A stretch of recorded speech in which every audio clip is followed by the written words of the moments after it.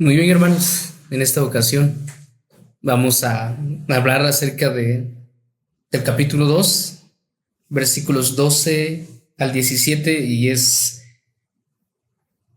un mensaje a la iglesia de Pérgamo.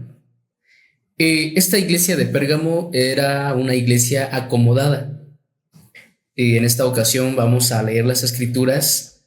Si usted quiere acompañarme, y si no, pues puede escuchar desde donde se encuentre. Las escrituras dicen de la siguiente manera: y escribe el ángel de la iglesia en Pérgamo, el que tiene la espada aguda de dos filos, dice esto: yo conozco tus obras y dónde moras, donde está el trono de Satanás, pero retienes mi nombre y no has negado mi fe, ni aun en los días en que Antipas, mi testigo fiel, fue muerto entre vosotros, donde mora Satanás.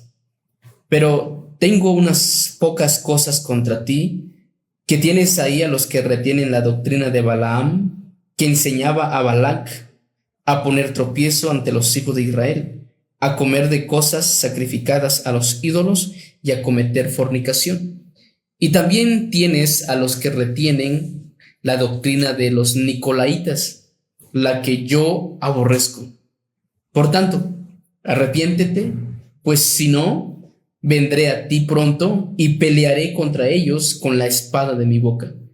El que tiene oído, oiga lo que el Espíritu dice a las iglesias. El que venciere, daré a comer del maná escondido, y le daré una piedrecita blanca, y en la piedrecita escrito un nombre nuevo, el cual ninguno conoce sino aquel que lo recibe. Muy bien, en esta noche vamos a hablar acerca de la iglesia de Pérgamo, una iglesia acomodada. Y en este párrafo nosotros encontramos tres detalles: una aprobación, una acusación y una amonestación. Pérgamo era llamada la más grande ciudad de Asia Menor. Pérgamo tuvo el primer templo dedicado al César y era ferviente promotora del culto imperial. Probablemente esto es lo que quiere decir el trono de Satanás en Apocalipsis 2:13. La ciudad también tenía un templo dedicado a Esculapio, el dios de la sanidad, cuya insignia era una serpiente enroscada en una vara. Este es todavía un símbolo médico hoy, a Satanás. Por supuesto, de igual manera se le simboliza como serpiente a Satanás. Entonces, este párrafo y esta iglesia de Pérgamo tienen tres detalles a considerar. Primero, tiene una aprobación. En el versículo 13 vemos que Dios aprueba a esta iglesia de Pérgamo. Como sus hermanos y hermanas de Esmirna, los creyentes de Pérgamo habían sufrido persecución y uno de sus hombres había muerto por la fe. Escuche bien, Antipas había muerto por la fe. A pesar de ese intenso sufrimiento, esta iglesia había permanecido, escuche bien, fiel a Dios. Rehusaban echar incienso en el altar y decir: César es Señor. La descripción que el Señor da de sí mismo, el que tiene la espada aguda de dos filos, con certeza estimularía al pueblo, porque la espada también era símbolo del procónsul romano. Entonces, cuando nosotros vemos lo que sucedía en Pérgamo, como el sufrimiento, la persecución, ver cómo la gente romana prosperaba progresivamente, muchos de los cristianos sufrieron y hubo muerte de por medio. Y esto me hace recordar a uno de los profetas menores, que es Habacuc. Habacuc en su libro presenta dos quejas, y una de las primeras quejas es: Señor, ¿por qué es que el malo prospera de manera progresiva? Si es que tú eres el Dios santo, y eso que tú, Habacuc reconoce que Dios es el Dios temible, pero él dice: ¿cómo es que tú, siendo el Dios temible, permites que el malo progrese de manera constante y tus hijos vivimos bajo oprobio? Y esta era una situación similar a la que vivió la iglesia de Pérgamo. Ellos fueron perseguidos, pero a pesar de la persecución, muchos se mantuvieron firmes, fueron leales a Dios, a pesar de la opresión del Imperio Romano, que algo que también vimos la semana pasada en la iglesia de Esmirna, que ellos, a pesar de las amargas situaciones que vivieron, muchos permanecieron fieles. Y es lo mismo también en esta iglesia de Pérgamo. A pesar de las acusaciones, a pesar de los despojos, ellos mantuvieron su lealtad al Señor sin importar, escuche bien, el costo a pagar. Y una de las segundo detalles que podemos ver también en este párrafo y en esta iglesia es una acusación. Del versículo 14 al 15 vemos la acusación. Escuche bien, a pesar de su posición valiente contra la persecución, los creyentes de Pérgamo no estaban sin defecto delante del Señor. ¿Por qué? Porque ellos estaban permitiendo o habían permitido la infiltración de herejías dentro de esta iglesia. Los creyentes habían permitido, obviamente, que los nicolaitas habían permitido que esos pequeños hombres judíos se cayeron redondos en las trampas, y muchos de ellos se convirtieron en buenos vecinos. Entonces, estas dos doctrinas heréticas empezaron a ganar terreno, y lo que provocaba es que algunos de los cristianos empezaran a resbalar y que su fe se diluyera poco a poco, a tal modo que ellos no fueran gratos ante el Señor. Y por esa razón, ellos en esta parte del versículo 14 al versículo 5 tienen una acusación de parte del Señor, y ellos dicen, es que los nicolaitas quieren gobernar a la gente, ¿ya? Ellos quieren estar por encima de los demás, quieren tener la autoridad máxima. Y cuando ellos tienen la autoridad, entonces ellos empiezan a desviar al pueblo. Y eso es exactamente lo que sucede también, o lo que sucedió con los fariseos en la época del Señor Jesús. Ellos, entre comillas, eran los que estaban puestos frente al pueblo para dirigir al pueblo hacia el Señor, pero en realidad, en vez de acercarlos al Señor, acercarlos a la verdad, era todo lo opuesto. Ellos, con su legalismo, con el extremismo, ellos empezaron a desviar a la gente de la verdad, y esa verdad no les permitía encontrar después de eso a Jesucristo, porque esa aparente verdad no era la verdad que vino a predicar el Señor Jesús. Entonces, esta es una de las cosas que nosotros también vemos en una acusación. Se le acusa porque hay algo que está manchando su integridad. Bueno, es porque hay evidencias como para decir, sí, hay una acusación de por medio porque hay pruebas. Entonces, y las pruebas eran que ellos estaban permitiendo que los nicolaitas, esas personas, y que la doctrina de Balaam se introdujera poco a poco, a tal manera que estaban haciendo tropezar a algunos de los cristianos. Pero créanme que una de las cosas interesantes es de que, ¿por qué se le llama la iglesia acomodada?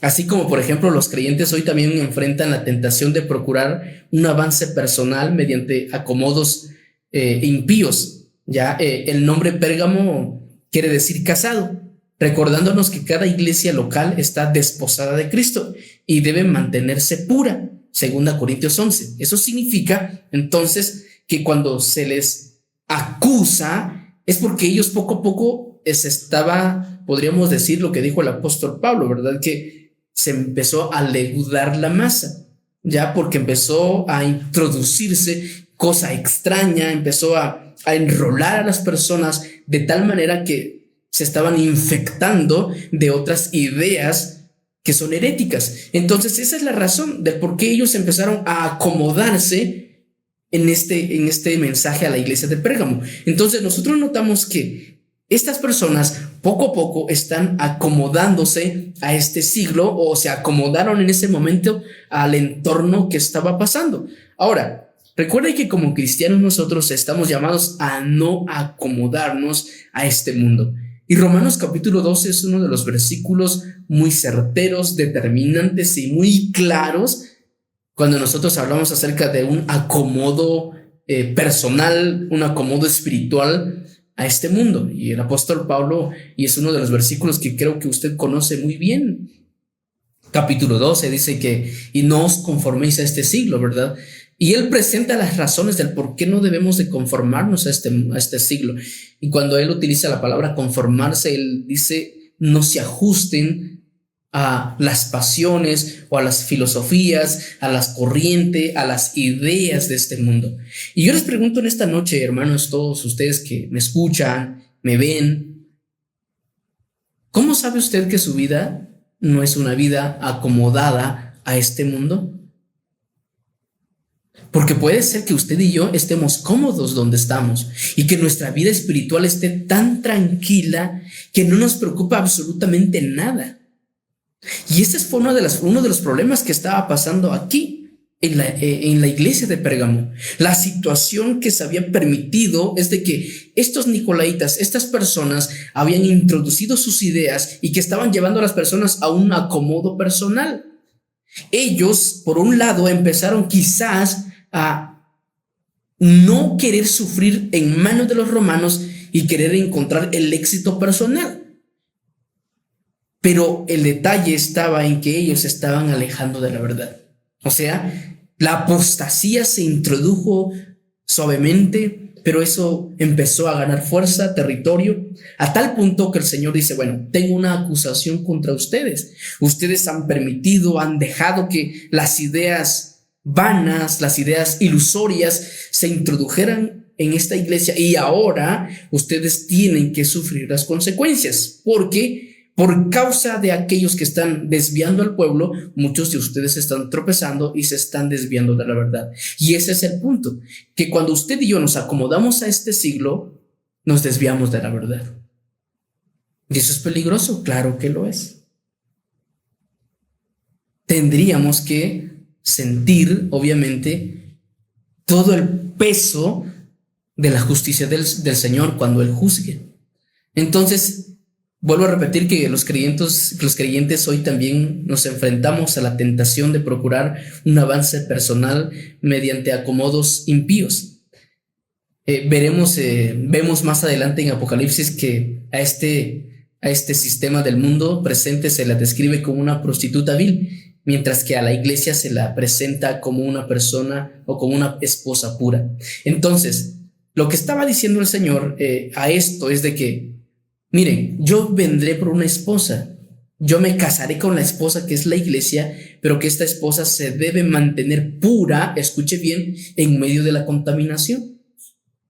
Entonces, lo que está recalcando Apocalipsis es de que frente a todas las cosas que nos rodean, las tentaciones, el pecado, las situaciones que quieren acomodarnos, los tipos de pensamientos que vienen a promovernos o a desviarnos hacia otras inclinaciones, son peligrosas. Entonces lo que nosotros tenemos que hacer es decirle no, porque lo que vamos a hacer es, si le decimos que sí, es que nuestra identidad, nosotros como cristianos, como la iglesia, estaríamos manchando nuestra santidad a tal punto de que el Señor pueda demostrar y manifestar su desagrado hacia nosotros. Entonces, como iglesia tenemos la responsabilidad de mantenernos puros en medio de un ambiente maligno. Entonces, por esa razón, el Señor presenta su molestia ante la iglesia de Pérgamo, porque les está diciendo, miren, ustedes están permitiendo esto, ustedes dejaron que se introdujera esto, ahora ustedes tienen que darse cuenta y saber que por causa de esto muchos están tropezando. Ahora, yo les pregunto a todos ustedes, ¿en la iglesia que usted asiste es una iglesia como la de Pérgamo o no lo es? ¿Es una iglesia que se ha acomodado a este siglo? ¿Es una iglesia que se está ajustando al ambiente, al sistema mundanal?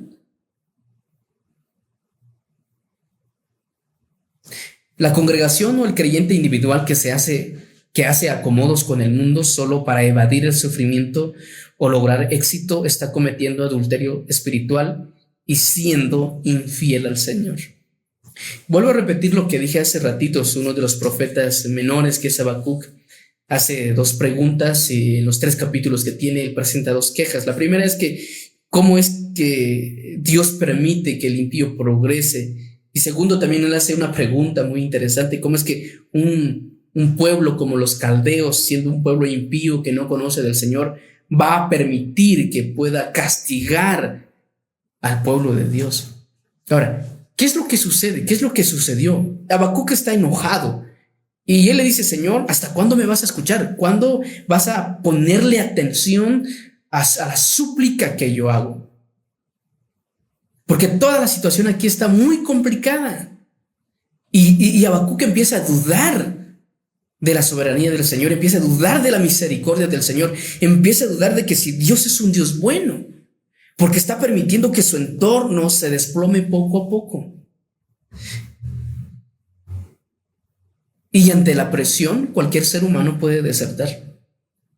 Hoy nosotros vivimos presiones, tenemos situaciones complicadas, enfrentamos todos los días difíciles, días donde quizás estamos buscando un trabajo y dicen, no, lo siento. O días cuando quizás nos corren del trabajo. Usted que está donde sea, en Estados Unidos o en México o aquí en Guatemala. Si usted tiene un trabajo, pero de la nada, usted lo despide del trabajo, pero usted dice, pero ¿qué está pasando, Señor? Esto no tiene sentido. Quiero decirle lo siguiente, Dios sabe lo que hace. Hay pérdidas, hay separación, hay tristeza, nostalgia, preocupación. Todos vivimos en un mundo así, lleno de presiones, lleno de afanes. Pero lo que tenemos que recordar es que Dios sabe lo que hace. Entonces, esto fue permitido, escuche bien, por el Señor, porque al final Él hace una separación. El Señor siempre va a hacer eso. Permite la persecución para que se manifieste lo que es puro, lo que es verdadero y lo que no es verdadero. Para que haya una separación de lo que es el verdadero cristiano y el que no lo es. Entonces, en un tercer lugar, nosotros vemos una amonestación. Y la amonestación es de que el Señor les dice, si tú no te arrepientes, o sea, iglesia de Pérgamo, si tú no regresas al Señor, si tú no reconoces lo que se ha infiltrado en tu iglesia, en tu círculo, en tu congregación, entonces yo tendré que venir a ti con la espada a castigarte. Y esto no se refiere al retorno de nuestro Señor, sino a un castigo presente que viene a una iglesia cuando es desobediente a la palabra de Dios. Porque el Señor se había presentado como el que tiene la espada aguda de dos filos. Así que la iglesia no podía haber ignorado su peligro. Y hoy nosotros no debemos ignorar este peligro también. Cada vez que una iglesia se aleja de la verdad, cada vez que la iglesia se desvía de la verdad, abraza una filosofía mundana, abraza ideas que van en contra de la verdad, tiene que ser castigada. Y estos castigos son castigos presentes. Entonces, todos nosotros debemos de preguntarnos hoy, ¿mi vida se parece a la de Pérgamo? ¿Yo he abrazado ideas equivocadas de Dios? Y C.S. Lewis dijo uno de los principios muy importantes. Él dice que el hecho de que no estudies teología no significa que no tengas ideas de Dios, sino que tendrás muchas, pero esas muchas serán equivocadas. Entonces, el punto es de que como seres humanos cristianos, si nosotros estamos adoptando otras ideas que son ajenas a los principios del Señor, entonces nos estamos desviando de la verdad y nuestro corazón está resguardando ideas equivocadas. Estaremos pensando a un Dios distinto, estaremos adorando a un Dios distinto, estaremos dándole honra a un Dios que es ajeno a las Escrituras. Y eso es peligroso, claro que es peligroso porque se convierte en idolatría. Entonces, en medio de la persecución, en medio de la circunstancia difícil, en medio de la crisis, el Señor dice, debes mantenerte puro. Porque si no lo haces, tendré que venir y castigarte. ¿Saben cuál es uno de los problemas de nuestra sociedad hoy? Es que solo ama al Señor del Dios es amor. Solo ama ese atributo de Dios. Y cuando hablamos acerca de la justicia del Señor, cómo el Señor castiga, la manera en cómo trata con el ser humano, la gente odia esto, aborrece, detesta esto. Y ellos dicen, no, este no es el Dios a que yo amo, este no es el Dios al que yo tengo en mi corazón, porque no les parece la idea de que este Dios que es amor pueda castigar. Pero ¿saben qué? Las Escrituras nos presentan esos dos atributos de Dios. Dios es un Dios de amor, pero es un Dios de justicia. Y cuando Él castiga, Él lo hace con amor. Y cuando Él ama, lo hace con justicia. Ambas van de la mano. En ningún momento se separan de su personalidad. Entonces, amado hermano, que usted me escucha en esta noche, no importa la edad que usted tenga, esta es una amonestación para cada uno de nosotros. Si no nos arrepentimos de lo equivocado que hemos estado, de lo que estamos, el Señor tiene que tratar de manera personal con nosotros. Y créanme, horrenda cosa es caer en manos de un Dios vivo. O sea, no es nada agradable, no será nada agradable cuando el Señor trate con nosotros. Así que todos ustedes, yo sé que la vida no es nada fácil, tiene muchos altibajos, tocamos fondo, ante las presiones uno no sabe qué hacer, uno empieza a perder la brújula, porque como humanos nuestras emociones chocan y no sabemos qué hacer. Las situaciones nos confunden, si llorar o no llorar, si avanzar o detenerme a reflexionar. Pero que esto nos sirva, que esto nos ayude a darnos cuenta que hoy no es tanta de que poco a poco los demás estén desertando, a pesar de que los demás estén tropezando. Estemos dispuestos a permanecer firmes, aunque otros no lo hagan. Usted y yo debemos de tomar la seria decisión de mantenernos puros ante la situación. No es fácil, hermanos, es tan complicado, es tan complejo, y uno se hace una y otra pregunta esperando una respuesta, pero a veces el Señor permanece en silencio. Y sí, a veces permanece en silencio. Pero no olvidemos, Dios sabe lo que hace. Así que, hermanos, en esta noche hemos tenido este mensaje para usted y para nosotros. Debemos entender que esto es una comparación en nuestra vida. Debe de llevarnos a la reflexión, a la meditación, a darnos cuenta en realidad en dónde estamos hoy, en qué punto nos encontramos. ¿Estamos del lado correcto o estamos parados en el lado incorrecto? ¿Estamos amando al Dios verdadero o estamos amando a un Dios que creamos en nuestra imaginación? ¿Y usted que está sufriendo? ¿Usted que está pasando por situaciones tan complejas, difíciles, que no sabe hacer otra cosa que solamente lamento y llorar? Quiero decirle que el Señor sabe lo que hace. Él sabe dónde estamos. Él sabe nuestra deplorable condición. Y a pesar de eso, el Señor dice, yo estaré contigo. Yo sé lo que vas a pasar.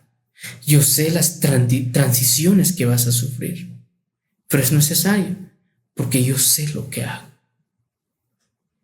Así pues, hermanos, que nosotros no seamos cristianos acomodados a este mundo. Este mundo ofrece muchas cosas. Dinero, ofrece poder, ofrece diversión. Y todas estas cosas apuntan a un solo objetivo: autodestrucción. Entonces, este es un llamado, hermanos. Hoy es el tiempo aceptable, es el momento oportuno para decirle, Señor, lo lamento mucho. Me equivoqué Me arrepiento de mis errores. Me arrepiento de todos los males que he acumulado hasta el momento. Y no quiero acomodarme a este mundo. Las amistades me han empujado a vivir como el mundo vive, a pensar como la sociedad piensa. Y cuando nosotros hacemos esto, nos estamos conformando, nos estamos ajustando a este mundo. En otras palabras, estamos haciendo lo que el mundo hace. Estamos viviendo como el mundo vive. Y este mundo no conoce al Señor. Es un mundo secularizado. Está haciendo todo, e incluso todo, hasta sacando a Dios de todo. ¿Ese es el mundo que usted quiere? ¿Ese es el mundo que usted quiere vivir? Ese es el mundo en el que no debemos vivir. Así que, hermanos, esta es una amonestación para todos. Pidamos perdón al Señor, reconozcamos nuestros errores y el Señor siempre estará dispuesto a perdonarnos y limpiarnos de todas nuestras maldades.